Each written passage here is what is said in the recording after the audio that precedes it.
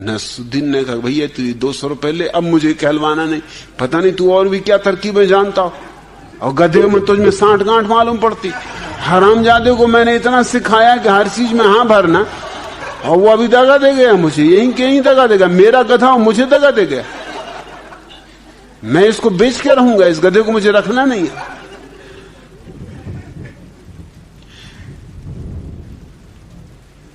मैंने सुना है कि पार्वती माए की गई थी, 4-6 महीने नहीं लौटी।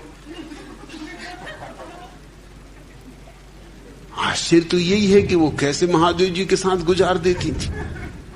गंजेड़ी भंगड़ियों की भीड़ भाड़, वहां एक से एक पहुंचे हुए सिद्ध पुरुषों के आसपास। उनकी बारात तो तुमने देखी, ऐसी बारात कभी पृथ्वी पे निकली ही नहीं। क्या क्या छट्टे हुए लोग उसमें थे, क्या किसी सर्कस में होंगे। सारी सर्कसों के लोग इकट्ठे कर लो तो भी मात हो जाएंगे। शंकर जी की बारात, सब उल्टे सीधे हिप्पी महाहिप्पी सब उनकी बारात में थे। ये पार्वती उनके साथ रह ली इतने दिन, यही बहुत था। चली गई होंगी माया के तो नहीं पड़ती होगी हिम्मत लौटने की।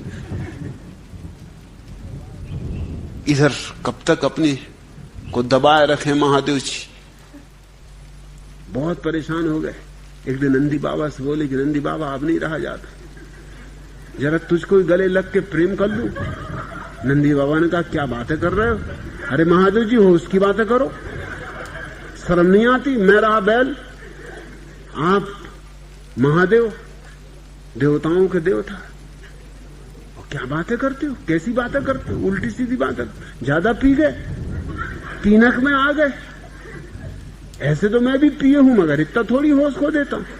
अरे आप देवताओं के देवता, आप मेरे मालिक, हे गुरुदेव कैसी बातें कर रहे। मगर शंकर जी ने कहा कोई नहीं देख रहा। अरे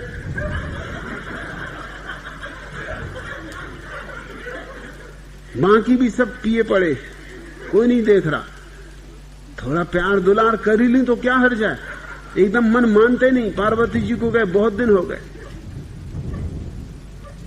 नंदी ने कहा कि अब आप कब, ऐसे तो सेवक हूं, आप नहीं मानते तो ठीक, मगर एक शर्त, फिर मैं भी प्यार दुलार करूंगा, क्योंकि तुम्हारे पीछे मैं अपनी नंदिनी को बिल्कुल छोड़ ही बैठा हूं। ये तुम्हारी नंदिनी तो 4-6 महीने से गई, मेरी नंदिनी का पता ही नहीं है। मैं तुम्हारी सेवा में सब त्याग दिया, मजबूरी थी, बेमन से। महादेव जी ने कहा अच्छा भैया तू भी कर लेना, तो प्यार दुलार पहले मुझे करने दे। जब वो प्यार दुलार कर चुके तो नंदी बाबा बोले अब मेरी बारी है। और उनका हट, बैल होके और बेवकूफ इस तरह की बेहूदी बातें करता, अपनी औकात की बात कर। बैल का बच्चा हो तू, मुझसे प्रेम करेगा, मैं महादेव। हर्ष ने कहा हो गए महादेव, और अभी तुम थोड़ी देर पहले क्या कर रहे थे, अभी मेरे गले लग रहे थे और प्रेम प्रेम कर रहे थे, और मैं सब बर्दाश्त कर लिया, और अब अपनी बारी आई तो बदलने लगे। शंकर जी ने देखा कि नंदी तो गुस्से में आ गया। नंदी ने कहा कि मैं छोड़ूंगा नहीं। वो अपना कमंडलू लेके भागे। नंदी बाबा भी उनके पीछे भागे। पास में एक मंदिर में वो अंदर घुस गए। नंदी बाबा भी वहीं बैठ गए मंदिर के बाहर। उन्होंने कहा कभी तो निकलोगे, इसलिए हर शंकर जी के मंदिर के बाहर नंदी बाबा बैठे। तुमने ख्याल देखिए, अगर पहरा दे रहे हो तो उनकी पीठ होनी चाहिए मंदिर की तरफ, पहरा नहीं दे रहे, उनका मुंह रहता मंदिर की तरफ कि बच्चों निकलो। पहरेदार कहीं मुंह रखता है।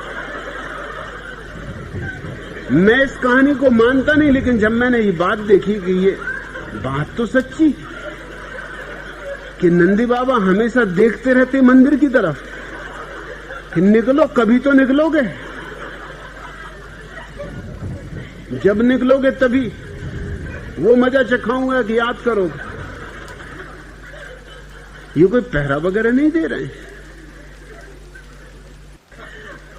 एक बार एक अमरीकी, एक रूसी एवं एक मारवाड़ी एक सज्जन के यहाँ चाय पर आमंत्रित थे। मारवाड़ी कोई और नहीं, पुराने परिचित तुम्हारे सेठ चंदूलाल ही थे। अमरीकी ने चाय पीकर अपना कप प्लेट में उल्टा करके रख दिया। रूसी ने चाय पीकर अपना कप वैसा ही प्लेट में सीधा रखा। सेठ चंदूलाल जो अब तक उनके टेबल मैनर्स की नकल कर रहा था, उसने कुछ सोचकर अपना कप प्लेट में आड़ा लिटा के रख दिया। उसकी इस क्रिया को देखकर अमरीकी ने चंदूलाल से प्रश्न किया, भाई आपने अपना कप प्लेट में आड़ा क्यों लिटा दिया? चंदूलाल बोले, पहले आप बताइए कि आपने अपना कप उल्टा क्यों रख दिया? अमरीकी ने कहा, क्योंकि मुझे चाय और नहीं चाहिए थी। अब चंदूलाल ने रूसी से पूछा, आपने अपना कप सीधा क्यों रखा? रूसी ने बोला, क्योंकि मुझे और चाय चाहिए। रूसी और अमरीकी ने पूछा, लेकिन आपने अपना कप आड़ा क्यों लिटा रखा? अब आप जवाब दे। चंदूलाल ने कहा, यदि चाय और होगी तो मिल जाएगी, वरना कोई बात नहीं।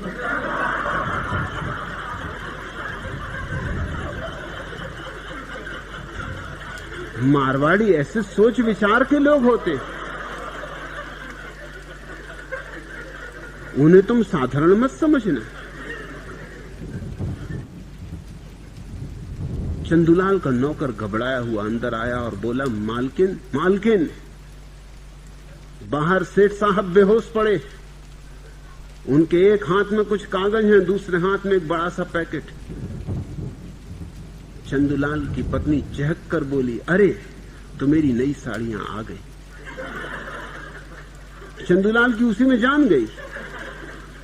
इतनी साड़ियां खरीद के लाते लाते हार्ट अटैक न हो जाए तो क्या हो। मगर मालकिन का देखा, क्या लाज बचाई मारवाड़ियों की। अरे जीवन का क्या है, आना जाना लगा रहता।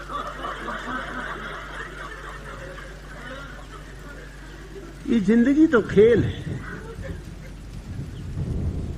इसमें कोई चिंता की बात नहीं। जन्म मरण आवागमन होते ही रहता है। मगर साड़ियां आ गई, ये बात पते की है।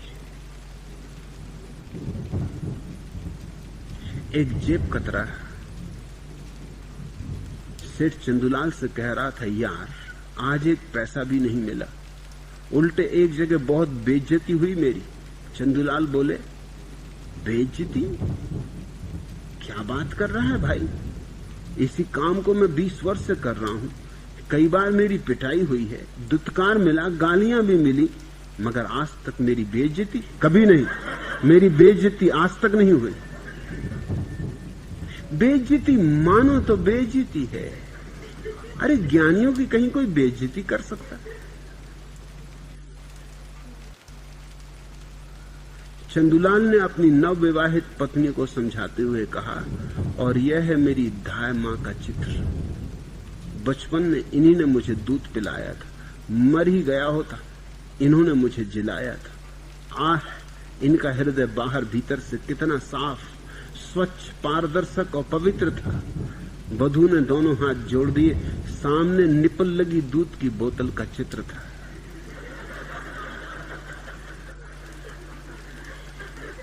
इसको कहते हैं भक्ति भाव।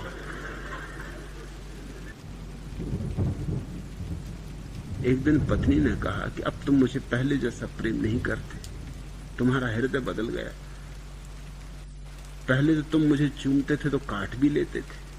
चंदूलाल ने कहा, कभी नहीं, मेरा हृदय कभी नहीं बदलेगा। अरे मारवाड़ी कभी बदलते ही नहीं। अभी भी काट सकता हूं, जरा जा तू बाथरूम में से मेरे दांत उठा ला।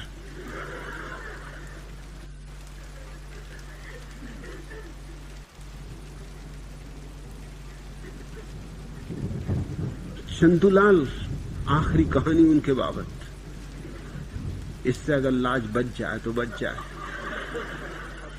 और न बचे तो भाई फिर मैं भी नहीं बचा सकता। फिर मैं भी क्या कर सकता हूं? जहां तक मेरा बस है वहां तक खींचता हूं। चंदूलाल एक दिन शराब घर में पहुंचे। दुकान के मालिक से कहा, अगर मैं